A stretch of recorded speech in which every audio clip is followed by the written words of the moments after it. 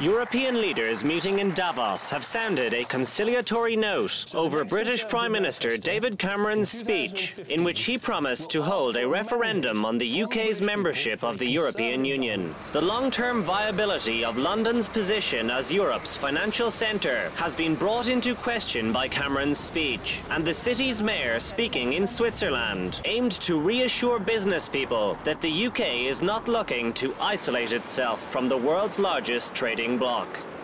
If we can get a decent deal, which I think is very likely, and because our friends and partners will want to keep Britain in, if we can get a decent deal, then I've no doubt at all that the British people, who are basically in their hearts want to be part of the European trading area, they want to be part of the common market, that we're a European country, they will vote to stay in.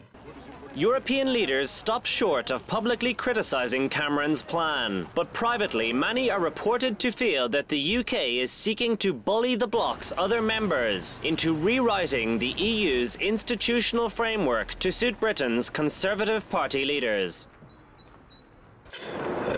Well, I've been in European Council now for more than 6 years, and there are always differences. I think the idea of the European cooperation is that we can respect this and work together. And I saw that Angela Merkel also yesterday said, well, David Cameron has these problems or these ideas for Europe. Let's listen and let's talk about it.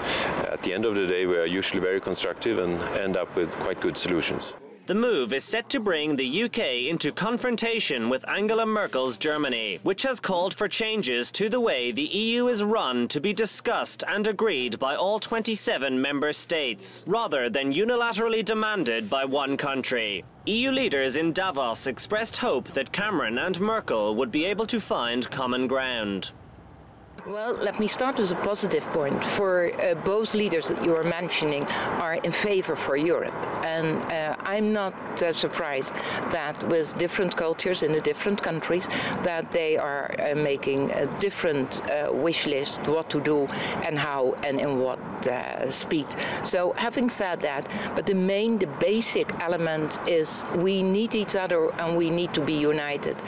Devolution of powers to the European Union has for decades been opposed by large swathes of David Cameron's Conservative Party. But with the EU accounting for 25% of global GDP, business leaders have accused the Prime Minister of putting populist politics ahead of realistic economic planning.